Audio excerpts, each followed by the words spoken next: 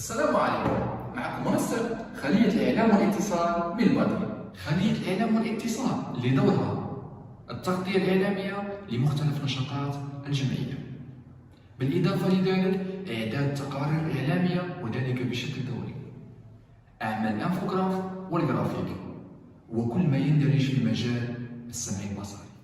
الفريق اللي يشتغل في الخلية واجد ومتجند في أي وقت لنقل المعلومة في الاتجاهين في حينها، بلا ما نساو على أنه يسرع باش ينقل كامل واش يصرى في البدر من كواليس ورسمي، وكذلك تغطية العلاقات مع المتدخلين والفاعلين في الإعلام البديل والتقليدي بشكل دقيق واحترافي.